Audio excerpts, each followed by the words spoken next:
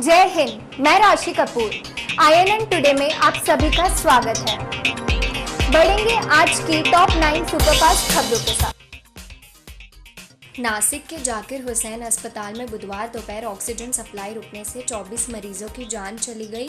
कई की हालत अभी भी नाजुक है। अस्पताल प्रशासन का कहना है कि ऑक्सीजन टैंकर में लीक की गड़बड़ी सुधारने के लिए 30 मिनट सप्लाई रोकी गई थी, लेकिन परिजनों का कहना है कि सप्लाई 30 मिनट नहीं बल्कि 2 घंटे तक बंद थी।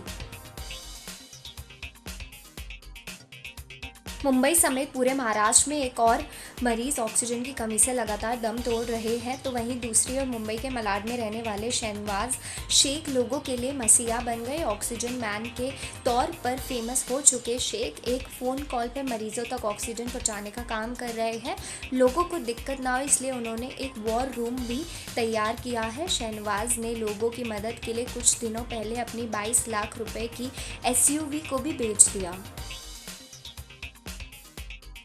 सीरम इंस्टीट्यूट ने बुधवार को कोविशील्ड वैक्सीन के नए रेट फिक्स कर दिए हैं। सीरम ने कहा कि प्राइवेट अस्पतालों को कोविशील्ड वैक्सीन 600 रुपये में दी जाएगी। इससे पहले इन अस्पतालों को ये वैक्सीन 250 रुपये में दी जा रही थी। राज्यों के लिए वैक्सीन के दाम 400 रुपये होंगे और केंद्र को पहले ही हर तरह ये वैक्सीन 150 रुपये में मिलती रहेगी। बिहार में भी तेजी से कोरोना महामारी पैर फैलाती जा रही है और राज्य में संक्रमण के मामले में नया रिकॉर्ड बन गया, क्योंकि मंगलवार को पहली बार 10,000 से ज़्यादा नए केस सामने आए।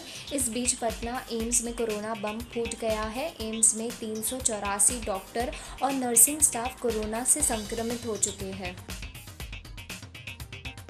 पिछले 24 घंटों में कोरोना संक्रमण के लगभग 3 लाख मामलों और 2000 से अधिक मौतों के बीच देश इस कोरोना वायरस के नए म्यूटेशन का सामना कर रहा है। डबल म्यूटेशन के बाद अब कोरोना वायरस का ट्रिपल म्यूटेशन चर्चा में है। इसके मायने ये है कि नए वेरिएंट में 3 कोविड स्ट्रेन मिल गए हैं।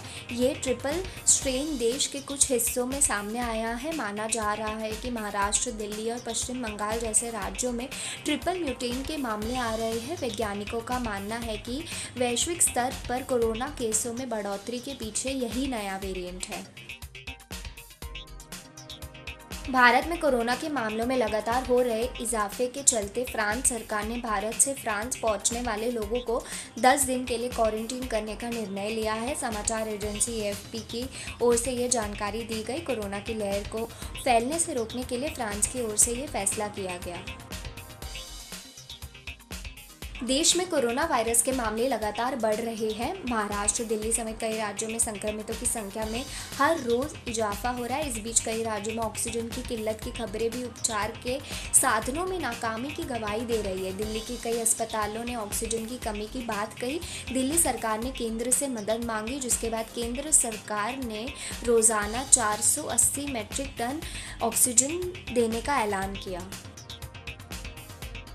दिल्ली पुलिस ने दिल्ली के सिरी फोर्ट स्पोर्ट कॉम्प्लेक्स के एक बास्केटबॉल कोच को यौन शोषण के आरोप में गिरफ्तार कर लिया। पुलिस ने एक नाबालिग लड़की की शिकायत पर आरोपी को अरेस्ट किया। नाबालिग का आरोप है कि उसका कोच लगातार उसका शारीरिक शोषण कर रहा था। दिल्ली पुलिस ने इस संबंध में शिकायत मिलने के बाद पॉक्सो एक्ट के तहत मामला दर्ज किया।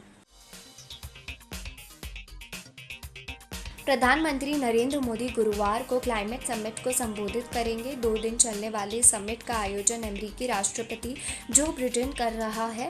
वे वर्चुअल होगी और इसमें रूस के राष्ट्रपति व्लादिमीर पुतिन और चीन के राष्ट्रपति शी जिनपिंग भी शिरकत करेंगे। भारत और चीन की मौजूदगी इसलिए अहम हो जाती है क्योंकि इन दिनों में सबसे ज़्यादा ग्रीन हाउस गैसों का उत्सर्जन होता है। खबरों का सिलसिला जारी रहेगा। जय Hind. For more details, please subscribe to our channel and hit the bell icon for latest updates.